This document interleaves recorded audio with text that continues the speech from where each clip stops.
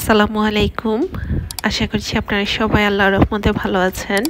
আমিও আলহামদুলিল্লাহ আমার পরিবারের সাথে আমার আব্বাকে নিয়ে ভালো আছি। আমার জীবনের ডায়েরির নতুন আরেকটি পাতায় আপনাদের সবাইকে স্বাগতম। আশা করছি পুরো ভিডিওটি আপনারা স্কিপ না করে আমার সাথে থেকে এনজয় করবেন। ইউএসএতে একটি প্রচলিত প্রবাদ, স্প্রিং শাওয়ার ব্রিংস মে ফ্লাওয়ার। তার মানে হচ্ছে স্প্রিংয়ে আসলে শাওয়ার বেশি হয়, যেহেতু উইন্টারে সব গাছের পাতা ঝরে যায়, তো মৃত গাছে প্রাণের জন্য দরকার হয় বৃষ্টির। তাই যেহেতু স্প্রিংটা শুরু হয় এপ্রিল মাসে, তাই এপ্রিল মাসে প্রচুর বৃষ্টি পড়ে, যাতে করে মে মাসটা একেবারে ফুলে ফুলে পুরো ইউএসটা সজ্জিত হতে পারে।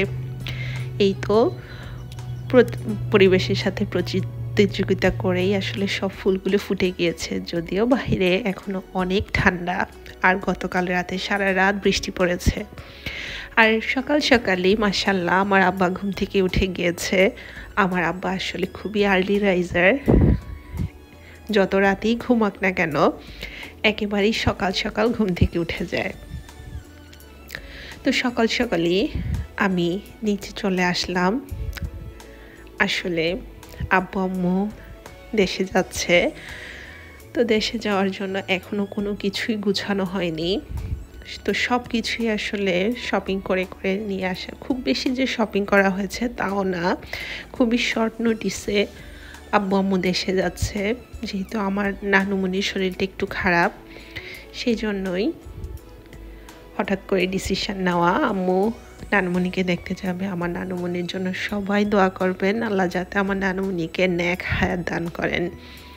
তো এই তো আমি এখানে টুকটাক করে গুছিয়ে নিচ্ছি। আসলে গুছানোর মতো তো এমন কিছু না, তারপরেও কেন জানি অনেক কিছু, আর এত মেসি হয় দেশে যাওয়ার সময়, সব কিছু আসলে একেবারেই মেসি অবস্থায় থাকে। তো এগুলি গুছাতেও আসলে অনেকটা সময় লেগে যায়। আবার যখন দেশ থেকে আসা হয় তখনও ওইভাবে গুছিয়ে দেয় আমার খালামণি মামারা। দেখতে এসছো মা?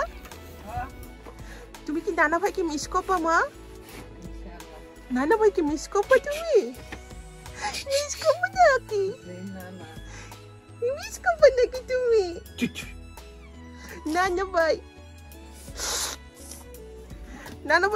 নানা ভাই বেড়াতে চলে যাবে, তোমাকে তুমি থাকো।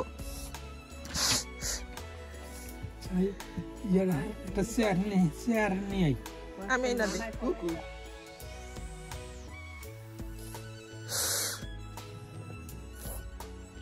নানা ভাই কোথায় যায় বাবা? নানু Cuckoo, a cuckoo, a cuckoo, a cuckoo, a cuckoo, mama, cuckoo, mama, cuckoo, mama. No, don't do that. Mama, cuckoo, mama, cuckoo. Don't do that. Cuckoo, mama, cuckoo, mama, cuckoo, mama, cuckoo, mama, cuckoo, mama, cuckoo, mama, cuckoo, mama. A cuckoo. A cuckoo, cuckoo, cuckoo, cuckoo, cuckoo, cuckoo. তো দেশে যাওয়ার সময় যে জিনিসটা সবচেয়ে important সেটা হচ্ছে ওজন করে আসলে লাগেজগুলো আমাদের নিতে হয়। আমাদের ইচ্ছে থাকা সত্ত্বেও দেখা যায় অনেক কিছু নেওয়া যায় না। লাগেজের একটা ক্যাপাসিটি থাকে, বা এক একটা প্যাসেঞ্জার কতটুকু নিতে পারবে সেই ক্যাপাসিটিতে আমাদেরকে লাগেজটা রেডি করা লাগে। তো আমি লাগেজটা রেডি করে দেই, তারপর বাবু দেখা যায় ওজন করে আমাকে বলে আসলে এটাতে বেশি বা কম। তো বেশি কম হলে দেখা যায় অ্যাডজাস্ট করে নেওয়া লাগে। তো এটাই আসলে যাওয়ার আগে সবচাইতে কষ্টের একটা কাজ, বারবার উঠানো নামানো ওজন করা।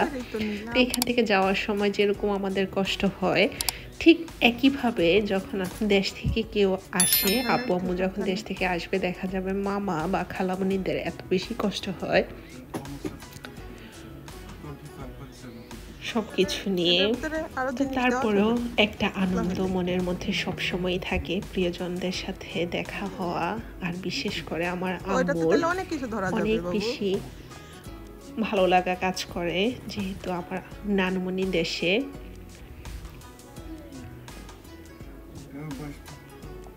তো বাবু অফিস করছিল, আর মামারা বারবার ফোন করে খোঁজ খবর নিচ্ছিল কখন রওনা হবে, কারণ মামারা আসবে, এসে আব্বু আম্মুকে রিসিভ করবে ওইখান থেকে। তো বাবু অফিসও করছিল, সাফাতকেও রাখছিল, সাথে সবার সাথেই যোগাযোগ মেনটেন করছিল। তো এই হচ্ছে ফাইনাল টাস্ক। সব কিছু আসলে গুছিয়ে নেওয়া হয়ে গিয়েছে, মাপঝোপ করে সব কিছু একেবারে ফাইনাল। এই তো আব্বু লাগেজগুলোতে ট্যাগ লাগিয়ে নিচ্ছে, কারণ এটা খুবই বেশি ইম্পর্ট্যান্ট। কারণ ঠিকানা ছাড়া যদি কখনো কোনো লাগেজ হারিয়েও যায় তাহলে যাতে পেতে খুব অসুবিধা না হয়, সেজন্যই। কারণ একই কালারের লাগেজ দেখা যায় অনেকেই ইউজ করে, যদিও আমরা সবসময় চেষ্টা করি একই রকমের লাগেজ ইউজ করতে স্যামসোনাইটের, তাতে করে বোঝা যায় যে এই লাগেজগুলো আমাদের। আর সাথে আমার আম্মু সবসময় একটা কাপড়ের টুকরা আটকিয়ে রাখে, ফিতা আটকিয়ে দেয়। তো ফিতাটার কারণে দেখা যায় বোঝা যায় কোন লাগেজটা আমাদের। তো আব্বু বের করে দিচ্ছিল আর বাবু এক এক করে গাড়িতে লোড করে নিচ্ছে লাগেজগুলো। তো এটাই আসলে আনন্দ, যদিও কষ্ট হয়। আর আমাদের কষ্ট, আর অন্যদিক থেকে আমার মামা খালামণিদের আসলে আনন্দ মনে ধরছে না, বিশেষ করে আমার ছোট খালামণি নানুমণির। আর আমার মামারা দেখা যায় আব্বু আম্মু যখন দেশে যেয়ে পৌঁছাবে তখন অনেক রাত থাকবে। তো আমার মামারা ওই রাতেই আসলে গাড়ি ঠিক করে সবসময় চলে আসে আমার আব্বু আম্মুকে নেওয়ার জন্য, বা যেই যাক আমরা যখন যেই যাই। তো এই যে আনন্দটা পরিবারের সবার সাথে দেখা হওয়ার, সবার সাথে, এটা আসলে ভাষায় কখনো প্রকাশ করার মতো না। তো গিফটটা আসলে বড় না, যেটা বড় সেটা হচ্ছে আত্মার টান, মনের ভালোবাসা। তো এই তো সবকিছু বাবু গুছিয়ে নিচ্ছে, যদিও বাবু অফিস করছে, বাবু মাঝে মাঝে অফিস করছে। তো সব কিছু লোড করার পরে বাবু একটা মিটিং অ্যাটেন্ড করছে। আর এই তো বাহিরের ফুলগুলো মাশাআল্লাহ এত বেশি সুন্দর কালারগুলি, যদিও ছোট ছোট ফুল, তারপরে খুবই সুন্দর লাগছিল দেখতে। আর বৃষ্টিতে একেবারেই স্নিগ্ধতায় ভরে গিয়েছে চারপাশটা। তো আব্বু আম্মুকে বাবু আসলে এয়ারপোর্টে গিয়েছে ড্রপ করে দিয়ে আসার জন্য। তো আব্বুকে বিদায় দিয়ে এই তো চলে আসলাম আসলে লাঞ্চ করে নেওয়ার জন্য।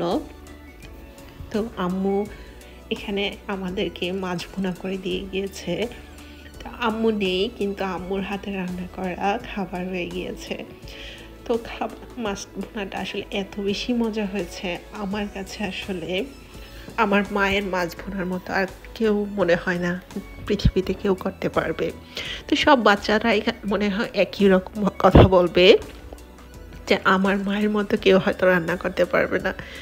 তারপরেও আমি বলবো আমার মায়ের মতো আসলে মাছ ভুনা বা কিছু স্পেশাল আইটেম আছে আমার আম্মুর, যেটা আসলে কেউ বিট করতে পারে না আমার আম্মুকে। আমার কাছে মনে হয় সেটা হচ্ছে সর্বশ্রেষ্ঠ বা সবচেয়ে মজার খাবার। তো যাই হোক, আমি আমার আব্বাকে একটু বসিয়ে দিয়ে পাশে আমি খাবারটা খেয়ে নিচ্ছি, আর খুবই মজা লাগছিল। আর যেহেতু সারাটা দিনে একটা ধকল গিয়েছে, সকাল থেকে আসলে সব কিছু গোছানো গাছানো, তো সেরকমভাবে খাওয়া হয়নি। তো হঠাৎ করে অনেক খিদা পেয়ে গেছে। তো খিদার সময় আসলে সব কিছুই অমৃতর মতো মনে হয়। আর সেখানে যদি মায়ের হাতের রান্না করা মাছ ভুনা থাকে তাহলে তো কথাই নেই। তো আমি দুপুরের লাঞ্চটা এনজয় করি, সাথে আমার আব্বাও সুন্দর করে বসে আছে, টুকটাক করে আমার সাথে গল্পও করছে।